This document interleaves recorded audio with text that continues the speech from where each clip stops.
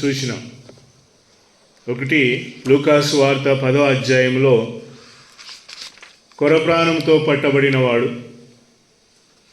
7వ అధ్యాయంలో పట్టణమందున్న ఒక స్త్రీ అని, behold a woman in the city who was a sinner, పట్టణమందున్న పాపాత్మురాలను గురించి మనం చదువుకున్నాం. 15వ అధ్యాయంలో తప్పిపోయిన కుమారుడు ఇంటికి తిరిగి వచ్చుట అనే సంఘటన. మరి లూకాసు వార్త 23వ అధ్యాయంలో ఇక్కడ మరి ఒక దొంగ శిలువపై వేలాడదీయబడుచున్న 4 సన్నివేశాలను చదువుకున్నాం.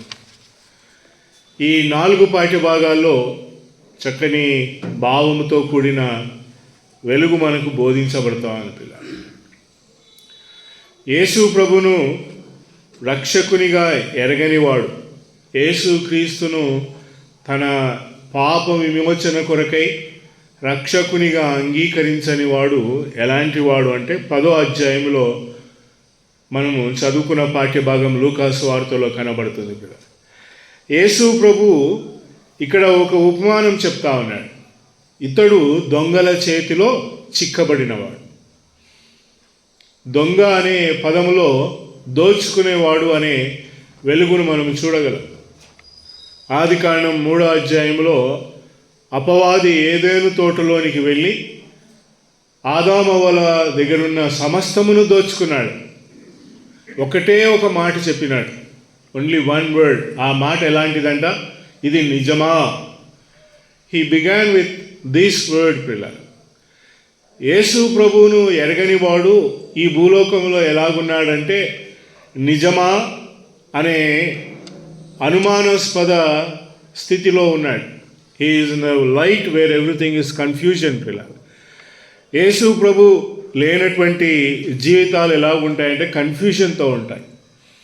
ఎలాంటి జీవితాలు అనంటే ఏ ఆశీర్వాదం లేనటువంటి పరిస్థితులలో ఉంటాం.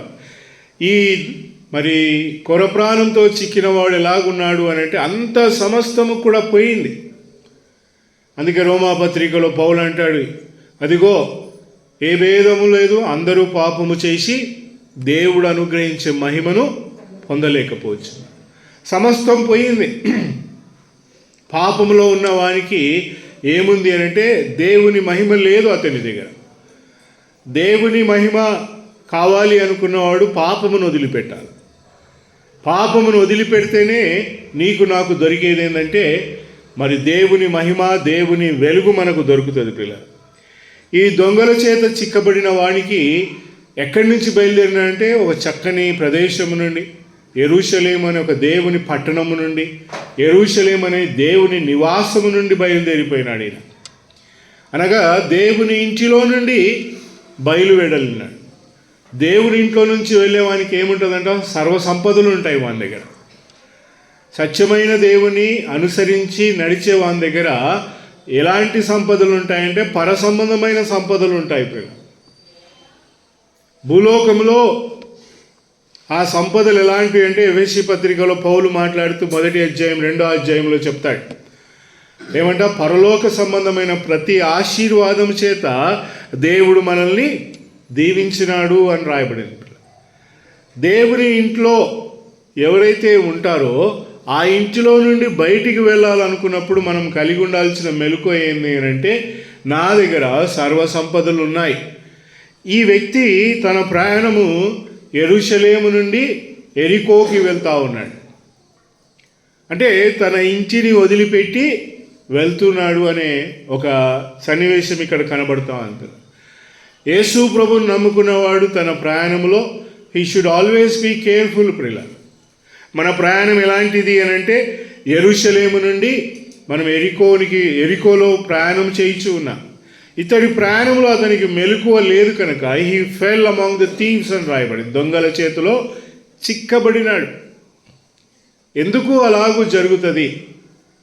దొంగల చేతిలో ఎందుకు చిక్కవలసిన అవసరం వచ్చింది అనంటే దైవ వెలుగును అనుసరించి నడచలేకపోయినాడు కనుక, దేవుని వెలుగును ప్రేమించలేకపోయినాడు కనుక, దేవుని వెలుగులో సాగాలని ఇష్టపడలేకపోయినాడు కనుక ఇప్పుడు ఏమైందంట, హీ లాస్ట్ హిస్ హౌస్ పిల్లర్. ఈ పాఠ్యభాగంలో ఈ దొంగల చేత చిక్కబడిన వాడు ఏం పోగొట్టుకున్నాడంటే ఇంటిని పోగొట్టుకున్నాడు. ఆ ప్రయాణములో మరలా ఆ ఇంటిని సంపాదించుటకు, ఆ ఇంటిని తిరిగి మరి ఇంటిలోనికి చేర్చుకున్నటకు ఎవరు వచ్చినారంట? సమరయుడు రావాల్సి వచ్చింది. దేవుని సన్నిధిని, యేసు ప్రభుని నమ్ముకున్నవాడు దేవుని సన్నిధిని వదిలిపెట్టి ఈ లోకంలోనికి ప్రయాణం చేస్తే నీ ఇంటిని కోల్పోయినట్టే. నువ్వు ఇంటిని కోల్పోయి నువ్వు ఎక్కడికి వెతినా, లేవీయుడు వచ్చినా నీకు ప్రయోజనం లేదు, యాజకుడు వచ్చినా నీకు ప్రయోజనం లేదు. ఈ కొరప్రాణం చేత పట్టబడిన వాడు తన జీవితంలో మరి సమస్తమును కోల్పోయినాడు. ప్రాణము సైతము ఎంత భయంకరమైన స్థితిలోకి వచ్చినాడు అని అంటే మరి అతనిని కాపాడేవాడు ఎవడు లేనటువంటి పరిస్థితిలో వచ్చినాడు. యేసు ప్రభు వచ్చి ఆయనను మరి అక్కడ అతనికి ద్రాక్షారసమును పోసి నూనెయు అంటి అతని తన వాహనం మీద కూర్చోబెట్టుకొని ఎక్కడికి తీసుకొస్తున్నాడంట? బ్రింగింగ్ బ్యాక్ టు హోమ్ ప్రిలర్. తిరిగి తను ఎక్కడికి వస్తా ఉన్నాడంట? ఇంటిలోనికి అతనిని తీసుకొని వస్తా ఉన్నాడు. ఇల్లు లేనటువంటి వాడికి యేసు ప్రభు మరలా ఎక్కడికి తీసుకొస్తున్నాడు? ఈ brings back to a place. ఈ ఇల్లు ఎలాంటిదంట? పరామర్శించే ఇల్లు ప్రిలర్. దేవుని బిడ్డలతో కూడిన ప్రాంగణం ఎలాంటిదంటే పరామర్శించేది. అంటే వేర్ దేర్ ఇస్ ఎడిఫికేషన్. పరామర్శించడం అంటే పురికొల్పు, పరామర్శించడం అంటే ఎదగడం, పరామర్శించడం అంటే దిద్దుబాటు, పరామర్శించడము అంటే భోజన పదార్థములు కూడిన ఇల్లు అని అర్థం. ఈ లోకములో మనము దేవునితో నడవకపోతే, ఈ లోకములో మనము దేవునితో సాంగత్యము చేయకపోతే, నేను ఇంటితో లేదా ఇంటిలో ఉన్న వెలుగును అనుసరించి నడచడం లేదు. అలాగ చేసినప్పుడు ఏమవుతామంటే సమస్తమును కోల్పోతాం. ఆత్మ సంబంధమైన ప్రతి దీవెన కోల్పోతాం. దేవునితో నడిచినప్పుడు ఏం జరుగుతుంది అని అంటే మొట్టమొదటిగా మరి మనము చూస్తే ప్రార్థన చేసుకోవాలనే మనస్సు ఉండదు. రెండోది వాక్యం చదవాలని మనస్సు ఉండదు. మూడోది దేవుని సన్నిధికి వెళ్ళాలని మనస్సు ఉండదు. నాలుగోది దేవుని పిల్లలు కనబడితే దూరంగా వెళ్ళిపోతాం. ఇవన్నీ ఎందుకు అని అంటే ఇంటిని వదిలిపెట్టినప్పుడు జరిగే పరిస్థితులు ప్రిల. యేసుక్రీస్తు ప్రభు ఈ యొక్క వ్యక్తితో ఏం చెప్తున్నాడంటే he brought him into the house, into the in అని రాయబడి, ఇంటిలోనికి తీసుకొని వచ్చినాడు. ఎందుకు తీసుకొని వచ్చినాడు అని అంటే to give him back what he needs. ఈ ఇంట్లోనికి తీసుకొని వచ్చి అదిగో అతనికి ఏం చెప్తా ఉన్నాడంటే ఇంటిలోనికి తీసుకొచ్చి టేక్ కేర్ ఆఫ్ హిమ్, ఇతనిని పరామర్శించు. స్థానిక సంఘానికి లేదా కూడికలకు రావటం వలన మనకు ఏమి లభిస్తుంది అని అంటే పరామర్శించబడుట. We will be taken care of ప్రిలర్. ఆత్మ సంబంధమైన వెలుగులో మనము దిద్దుబాటు కలిగి దేవుని కొరకై బలపరచబడిన వారంగా దేవుని కొరకై సాగుతాం. రెండో పాఠ్య భాగము 7వ అధ్యాయంలో మనం చదువుకున్నాం. లూకాసు వార్త 7వ అధ్యాయంలో మనం చదువుకున్నాం. ఇక్కడ పట్టణమందున్న ఒక స్త్రీ ప్రిల, ఆ ఉమెన్ ఇన్ ద సిటీ అని రాయబడి. అండ్ బిహోల్డ్, 37వ వచనం, లూకాసు వార్త 7వ అధ్యాయం 37వ వచనంలో, and behold a women in the city who was a sinner and knew that he was sitting at the meet in the house of the Pharisee. ఈమె పట్టణంలో ఈమె ఉంది, కానీ ఈమెను గురించి ఏం రాయబడిందంటే షీ వాజ్ అ సిన్నర్ అని రాయబడింది, పాపాత్మురాలు అని రాయబడింది.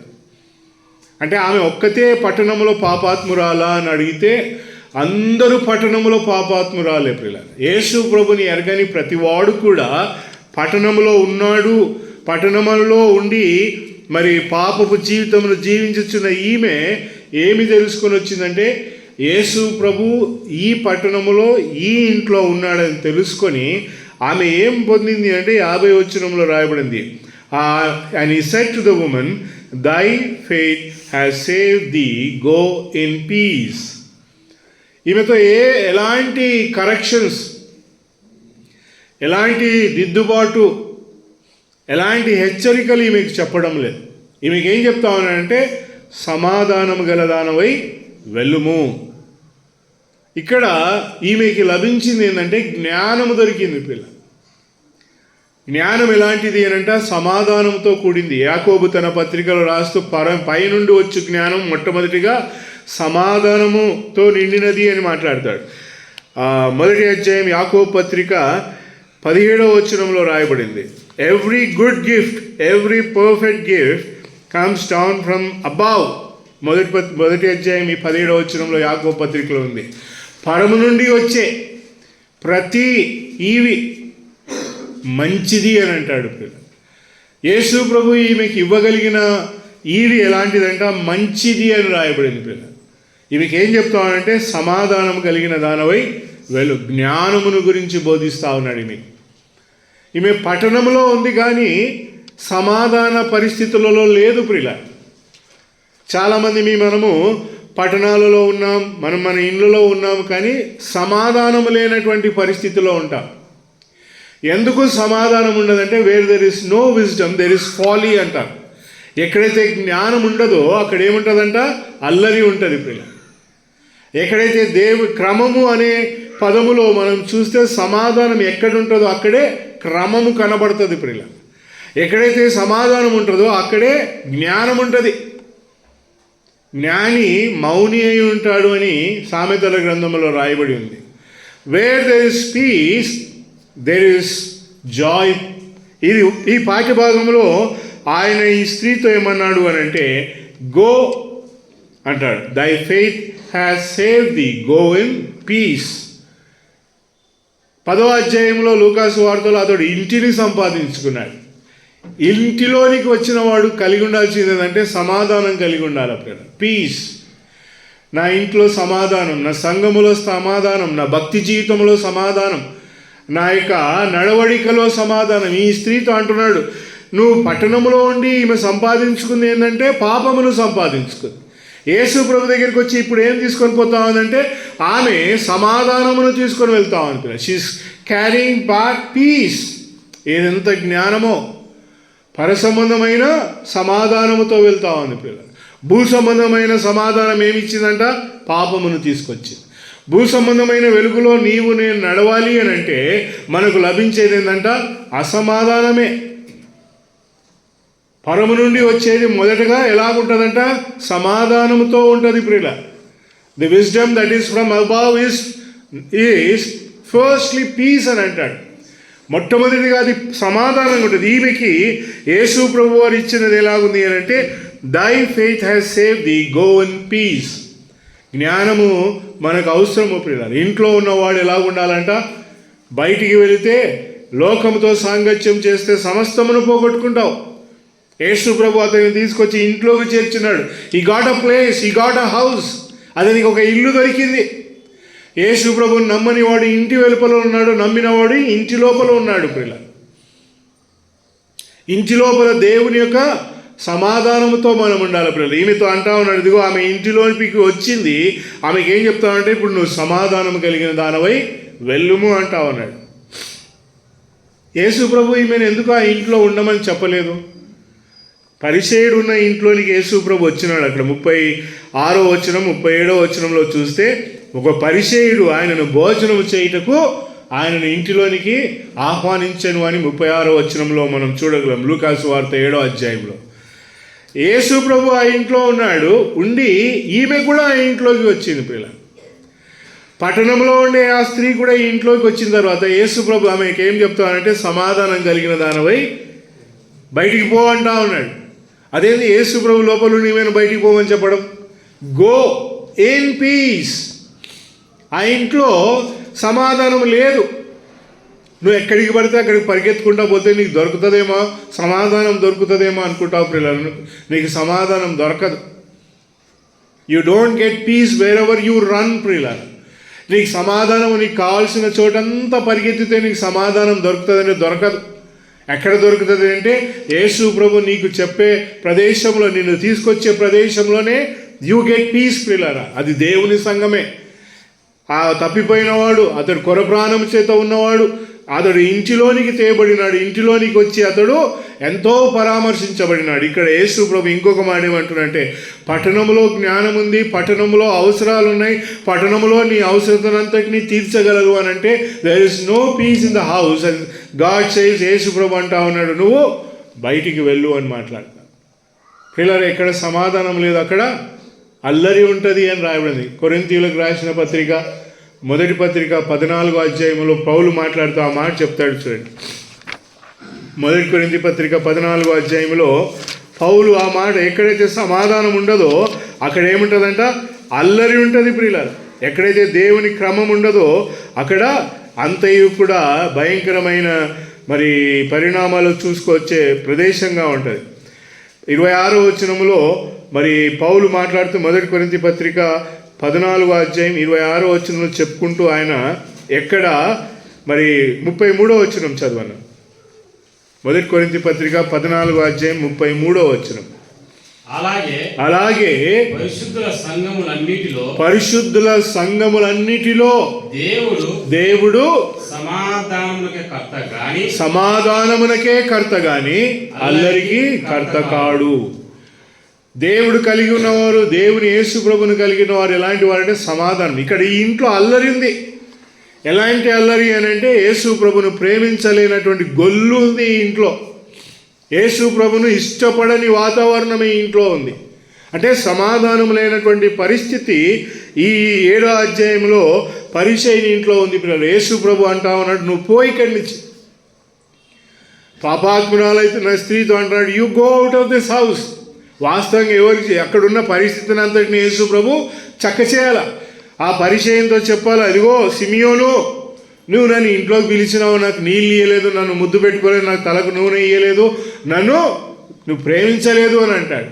అలాంటి కన్ఫ్యూజన్లో ఉన్న ఇంటిలో ఆ స్త్రీకి దొరికింది యేసు ప్రభు దగ్గర నుంచి ఏంటంటే పీస్. పిల్ల, నువ్వు అల్లరితో కూడిన వాతావరణంలో ప్రదేశంలో ఉన్నావేమో, దేవుడు అంటా ఉన్నాడు, go in peace, go in peace. 3వ పాఠ్యభాగం మనం చదువుకున్నాం ప్రియులారా, లూకాసు వార్త 15వ అధ్యాయంలో మనం చదువుకున్నాం. ఇక్కడ తప్పిపోయిన కుమారుడు, ఈ తప్పిపోయిన కుమారుడు ఇంటిలోనికి తీసుకొని రాబడినాడు. లూకాసు వార్త 15వ అధ్యాయంలో మనం చదువుకున్నాం 24వ వచనంలో, for this my son was dead and he's come to life, was lost he's been found and they began to make merry. ఈ కుమారుడు ఎక్కడికి పోయినాడంట, చాలా దూరం ప్రయాణం చేసినాడు. దేని కొరకంట, ఏదైనా దొరుకుతుందేమో, నాకున్న ఆస్తి కంటే ఇంకా గొప్పగా సంపాదించుకుంటానని పోయినాడు పిల్ల. He went very far. ఇది మతపరమైన భక్తిని చూపిస్తా ఉంది పిల్ల. 2 కుమారులే ఇక్కడ, పెద్ద కుమారుడు ఉన్నాడు, చిన్న కుమారుడు ఉన్నాడు. ఈ తండ్రి ఇల్లు క్రైస్తవ ఇంటిని చూపిస్తా ఉంది. దీనిని చాలా రకాలుగా మనం చెప్పుకోవచ్చు.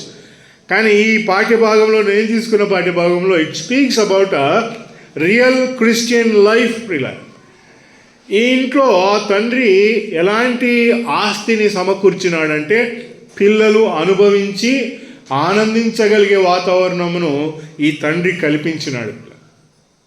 అయితే ఒక కుమారుడు అన్నాడు, నాకు ఈ ఇల్లు ఇష్టం లేదు అని అన్నాడు. ఏ ఇల్లు అంట, పరామర్శించే ఇల్లు నాకు ఇష్టం లేదు అని అన్నాడు. ఏ ఇల్లు అంట, భోజన వసతులు కలిగిన ఇల్లు ఇష్టం లేదని అన్నాడు. ఏ ఇల్లు ఇష్టం లేదంట, నీకు దైవ సంబంధమైన వెలుగుతో నిండిన ఇల్లు ఇష్టం లేదని ఈ కుమారుడు ఏం చేసినాడంటే హీ వెంట్ అవుట్. సరే, చిన్న కుమారుడు పోయినాడు, పెద్దోడు ఏం చేసినాడు? పెద్దోడు ఎక్కడున్నాడు? పెద్దోడు కూడా బయటనే ఉన్నాడు.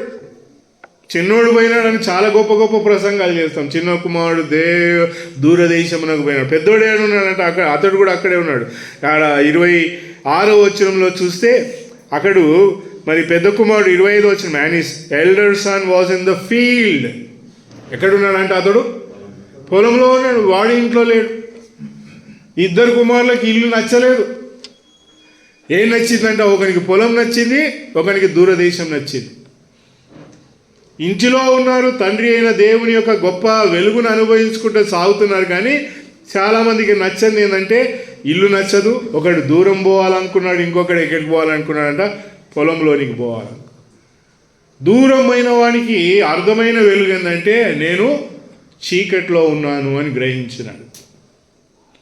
దూరం అయిన వానికి దొరికింది ఏంటంటే అంధకార పరిస్థితులలో నేను ఆకలి కొని ఉన్నాను అని చెప్పి గ్రహించి తాను తిరిగి తన ఇంటికి రావాలనుకున్నాడు. పెద్ద కుమారుడు ఏం చేసినాడంటే పొలంలోనే ఉన్నాడు.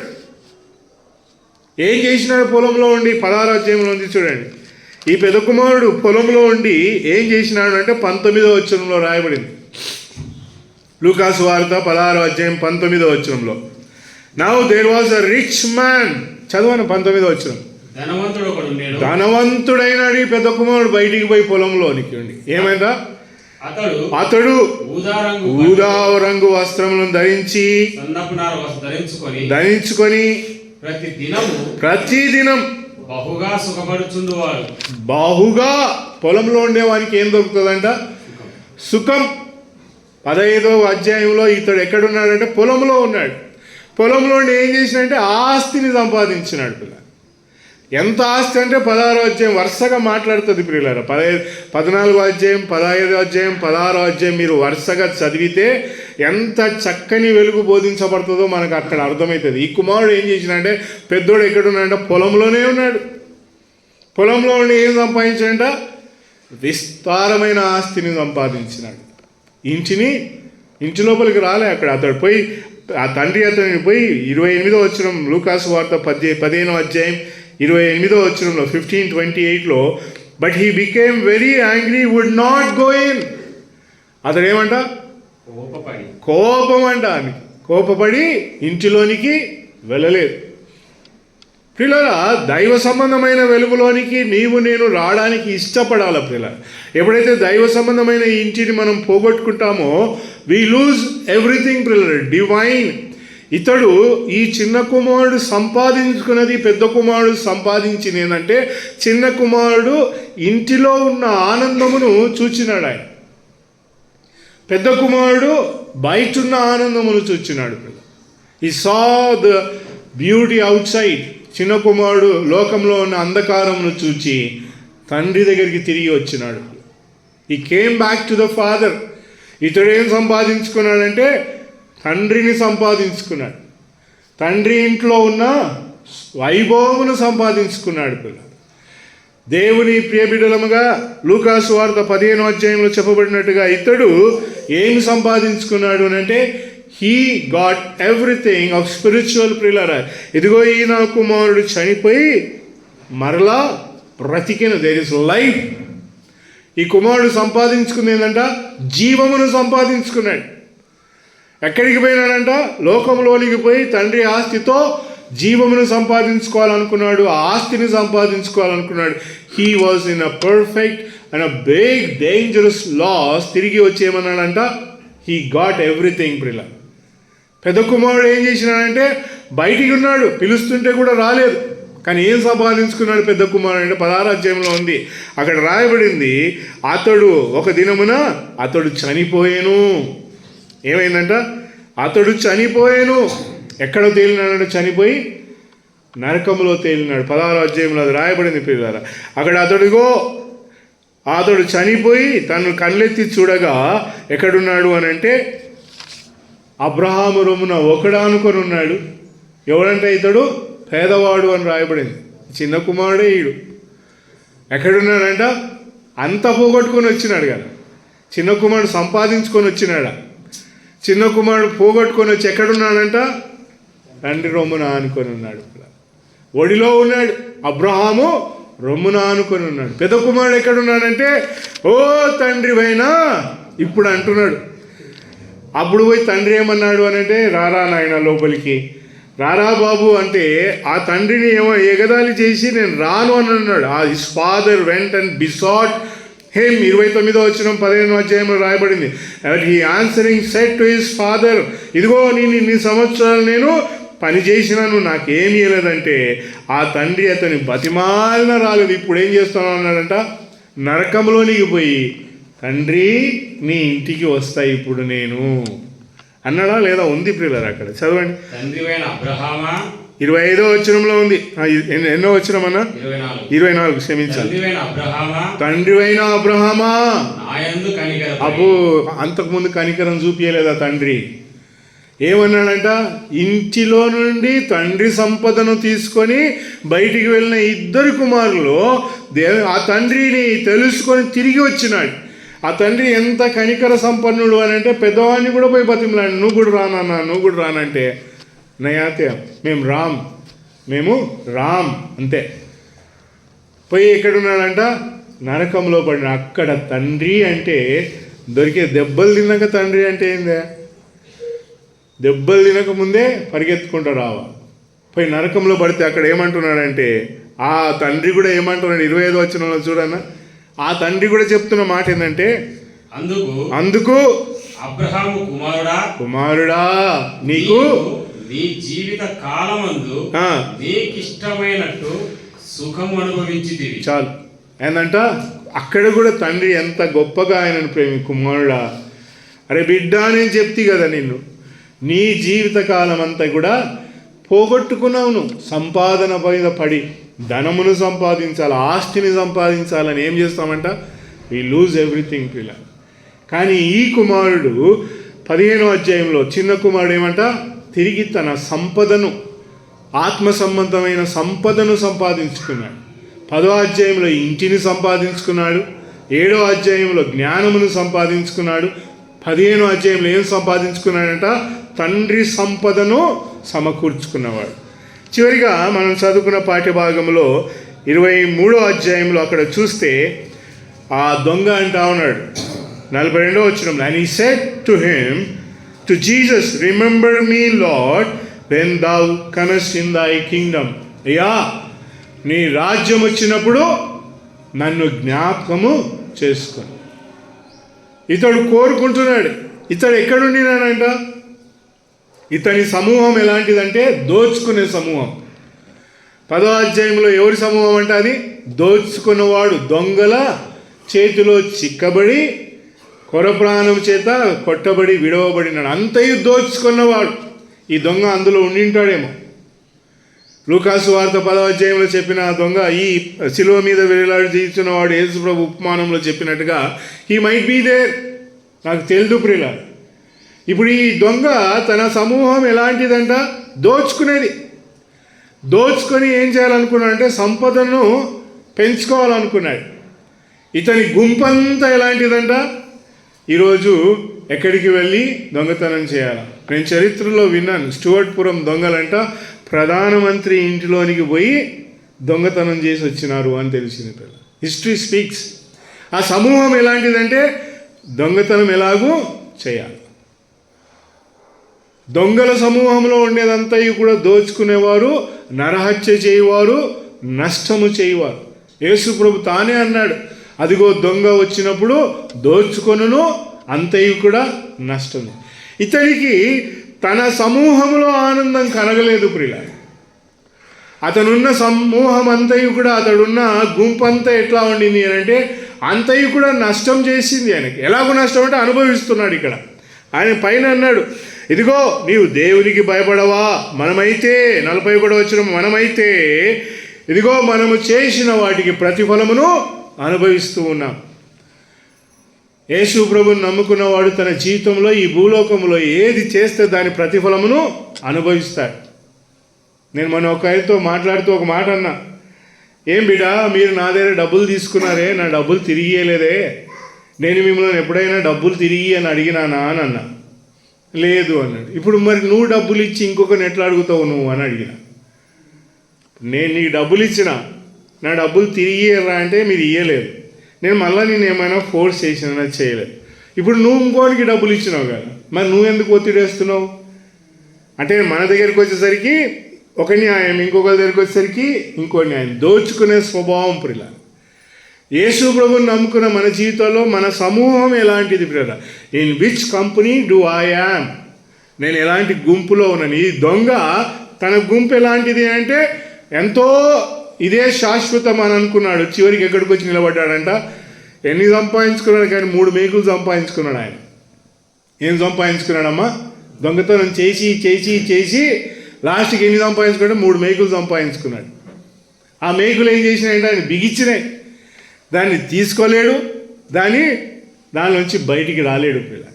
Just 3 nails. ఎంత ఆస్తిని తీసుకొచ్చినాడు. ఆ రోజుల్లో వజ్ర వైడూర్యాలు, బంగారం, వెండి ఇవే ఉండింది. కానీ అతనికి లభించింది ఏంటంట, జస్ట్ 3 నెయిల్స్ పిల్లలు. తన కాళ్ళను బిగించింది, తన చేతులను బిగించింది పిల్లలు. సంపాదన అని పరిగెత్తిన వాడికి దొరికినాయి 3 మేకలు. కానీ ఇక్కడ ఇప్పుడు ఏమంటున్నాడంటే, యేసు ప్రభు దగ్గరికి వచ్చి ఏమంటున్నాడు, అయ్యా నీ రాజ్యం అంటే ఒక్కడుంటాడా, ఇద్దరు ఉంటారా? వేల కోట్ల సమూహంతో కూడిన రాజ్యము ప్రియుల. ఇతడు అంటా ఉన్నాడు, నా సమూహం మంచిది లేదు, ఇంకా నా సమూహం మంచిది కాదు, నీ సమూహంలో నేను ఉండాలని ఇష్టపడుతున్నానయ్యా. హీ ఫౌండ్ అ కంపెనీ ప్రియులారా. ఒక చక్కని గుంపును సంపాదించుకున్నాడు ఇతడు. ఎలాంటి గుంపు అంటే ఇది? యేసు ప్రభు ఉండే గుంపు. యేసు ప్రభు అన్నాడు, నేడు నీవు నాతో కూడా, నేడు నీవు నాతో కూడా. ఆ కంపెనీ వేర్ జీసస్ ఈజ్ ప్రియులారా. చచ్చిపోయిన దొంగల చేత చచ్చిపోయిన వాడికి కొరకు ప్రాణంతో ఉన్నవాడిని ఏం చేసినాడంటే, ఒక ఇంట్లోకి తీసుకొచ్చి అతనికి కావాల్సిన పరామర్శించినాడు, అతనికి కావాల్సిన నిధి ఇచ్చినాడు. ఇంకొక స్త్రీ అన్నాడు, ఇంట్లోంచి నువ్వు పో, సమాధానం కలిగి జ్ఞానం చేత నువ్వు వెళ్ళు అన్నాడు. ఇంకొక వ్యక్తి ఏమనంటే, తండ్రి ఇంట్లో ఉన్న ఆత్మసమ్మతమైన సంపదనంతటిని కూడా అనుభవించి ఆనందించినాడు. ఇంకొక వ్యక్తి ఏం చేస్తున్నాడు అంటే, ఒక చక్కని గుంపును కనుగొన్నాడు. ఈ భూలోకంలో యేసు ప్రభును చూడాలంటే ఎక్కడికి పోవాలా? చాలామందికి ఉంటుంది. మనం ఏమనుకుంటామంటే మెదక్ చర్చికి పోదాం, కొంతమందికి ఇంకేమంటారంటే నాగపట్నంలో మరియమ్మ చర్చికి పోదాం, ఇంకొకరికి ఏమంటే పిరంగిపురంలో కొండ ఎక్కుదాం, ఆడ పోయి గుండు కొట్టించుకుందాం. ఎవరున్నారు అక్కడ? ఎందుకు పోవాలి అక్కడికి? శ్రీహరిపురం, ఇజ్రాయెల్. ఇంకొకరు కొంతమందికి ఇజ్రాయెల్ పోవాలని. వాట్ ఈస్ దేర్ ప్రియులారా? యేసుప్రభు అక్కడ ఉన్నాడా? యేసుప్రభు ఎక్కడున్నాడు వాస్తవంగా? బైబిల్ చెప్తా ఉంది, కొలసీ పత్రిక 3వ అధ్యాయం 1వ వచనంలో మొదటి 3 వచనాలు ఏమంటారంటే, యేసు ప్రభు పైన ఉన్నాడు అని, పరలోకంలో ఉన్నాడు. కానీ ఇప్పుడు ఎక్కడున్నాడు యేసు ప్రభు?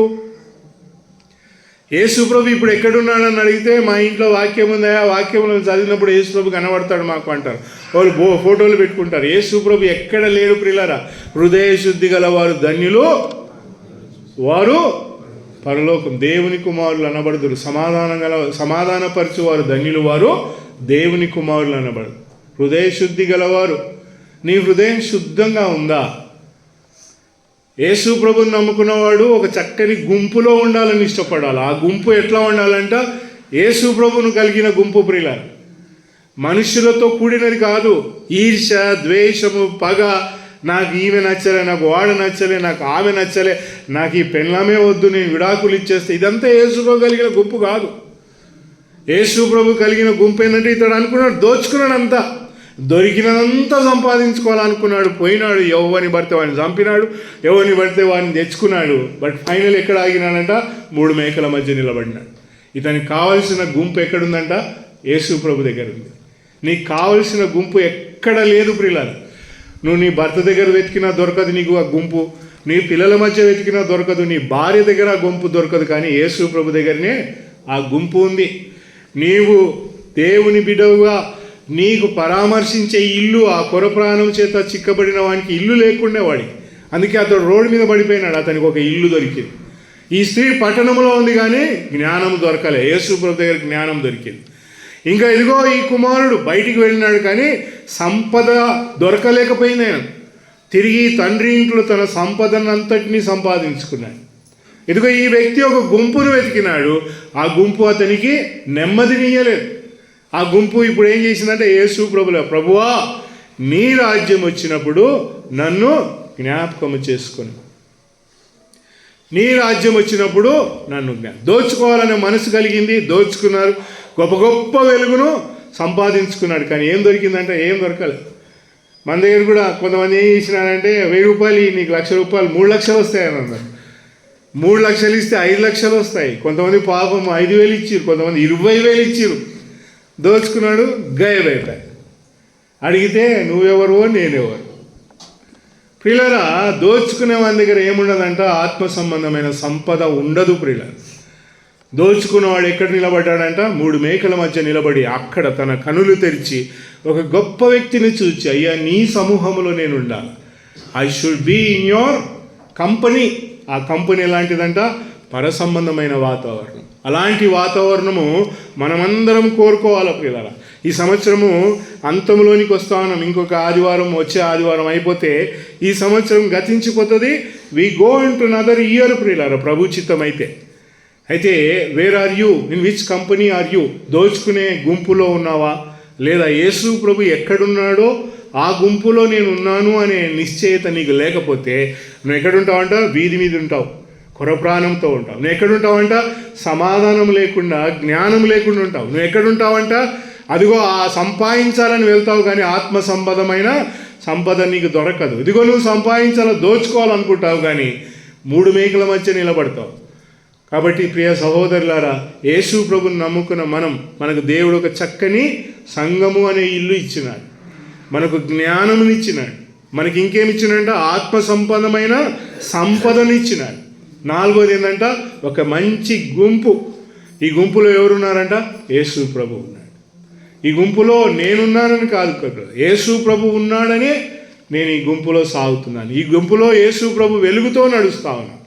అలాగూ మనమందరమును చేసి ప్రభు కొరకై ముందుకు సాగుదుగాక. దేవుడి మాటలు మన కొరకై దీవించునుగాక. ఆమేన్.